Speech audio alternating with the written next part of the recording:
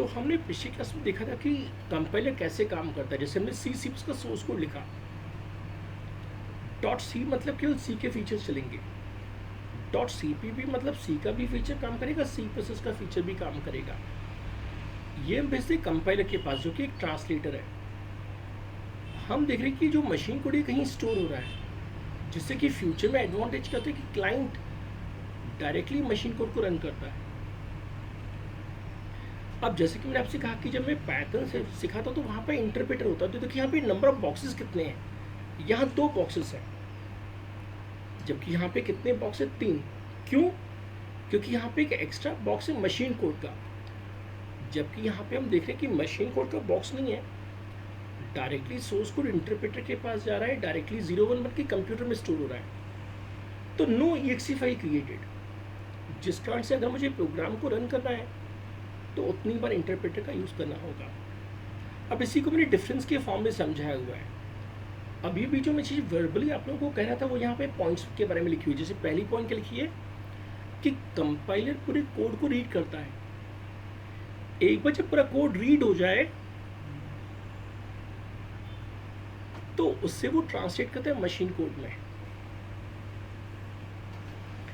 जबकि इंटरप्रेटर क्या करता है दोस्तों, कोड को लाइन बाय लाइन रीड करता है और साथ साथ उसे एग्जीक्यूट भी करता जाता है। कंपाइलर की सेकंड पॉइंट में माइनस पॉइंट लिखी हुई है कि जब हमारे प्रोग्राम में कुछ एरर्स होंगे तो लास्ट में दिखागा कि भैया हमारे प्रोग्राम में एरर्स क्या हैं।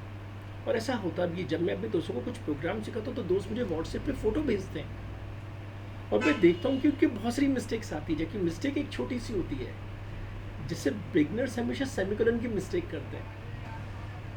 तो आज मैंने अपने स्टूडेंट से कहा कि भाई कृपया करके आप लाइन 7 में सेमीकोलन लगाइए और लाइन 8 को हटा दीजिए, जबकि एरर्स बहुत सारे आ रहे थे। जबकि इंटरप्रेटर की सबसे अच्छी खासियत क्या है, जिस लाइन में दिक्कत होगी वहीं रुक जाएगा, जिस कारण से एरर्स ढूंढना हमेशा आसान रहेगा। एक जब कंपाइलेशन हो जाए, थर्ड पॉइंट कहती है, तो फिर तो फ़ायदा ही फ़ायदा है, क्योंकि सिस्टम क्या बना देगा, EXE फाइल, जिससे कि आप कहीं भी एग्जीक्यूट कर सकते हो। जबकि पाइथन के केस में, इंटरप्रेटर के केस में कोई EXE फाइल नहीं बनेगी। हालांकि पाइथन में कमांड होता है जिसके थ्रू हम पाइथन के कोड को सी के कोड में कंपाइल कर सकते हैं। तो टेक्निकली जो नेटिव कोड है वो किसके फॉर्म में बनेगा, पहले पाइथन से सी और फिर सी से क्या, EXE। अच्छा, सी प्रोसेस बेस्ड है कंपाइलर पे, जबकि बेसिक और पाइथन किस पे बेस्ड है, इंटरप्रेटर पे। आप सभी ने जावा का नाम सुना होगा, माइक्रोसॉफ्ट .NET का यूज़ सुना होगा। दोनों 2 स्टेप यूज़ करती हैं। पहली स्टेप में हम कंपाइल करते हैं कंपाइलर की मदद से, और सेकंड स्टेप में हम इंटरप्रेटर की मदद से एग्जीक्यूट करते हैं। दोस्तों अब हमें डिस्कस करना है एक छोटे से सी प्रोग्राम का, जिससे कि हम एडिशन कर पाएँ। अब मैं स्टूडेंट हूँ तो मैं सोचूंगा कि टीचर ने मुझे एडिशन का प्रोग्राम ही क्यों सिखाया। तो कम से कम मैं दोस्तों 12th तो पास हूँ। अब हमने 10th 11th 12th में बहुत सारे अच्छे फिजिक्स और मैथ्स के फॉर्मूले पढ़े थे। जैसे टीचर ने मुझे पढ़ाया था दोस्तों वेलोसिटी।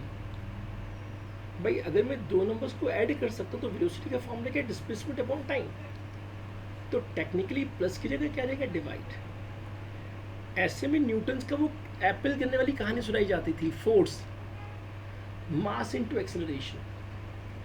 हमें स्कूल में सिखाया जाता था प्रॉफिट लॉस, कि सेलिंग प्राइस पूछ लो, कॉस्ट प्राइस पूछ लो, माइनस कर लो, जो डिफरेंस आएगा वो बताएगा कि प्रॉफिट की लॉस। अगर 0 आया तो कोई प्रॉफिट लॉस नहीं, नेगेटिव आया तो आप घाटे में हो, और अगर पॉजिटिव आया तो प्रॉफिट में हो। तो कंक्लूजन निकला कि दुनिया का कोई टीचर में एडिशन का प्रोग्राम सिखा दे तो पूरे 24 घंटे बैठ के कम से कम हम 24 प्रोग्राम बना सकते हैं। बस हमें फॉर्मूला ही तो चेंज करना है। इस कारण से हेलो वर्ल्ड एग्जाम्पल के बाद हम हमेशा दूसरा एग्जाम्पल क्या पसंद करते हैं, 2 नंबर के एडिशन का।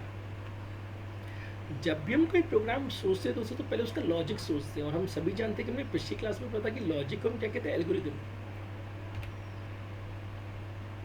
एल्गोरिथम किसी प्रोग्रामिंग लैंग्वेज पे डिपेंडेंट नहीं है। तो अगर मैं पाइथन पढ़ा रहा हूँ या जावा पढ़ा रहा हूँ तो भी लॉजिक वही रहेगा। इसको हम सिंपल इंग्लिश में लिखते हैं, और जितने भी लॉजिक्स हम बनाएंगे कभी ना कभी कंप्लीट होंगे। ऐसा कोई लॉजिक नहीं होता जो कभी ख़त्म ही ना हो।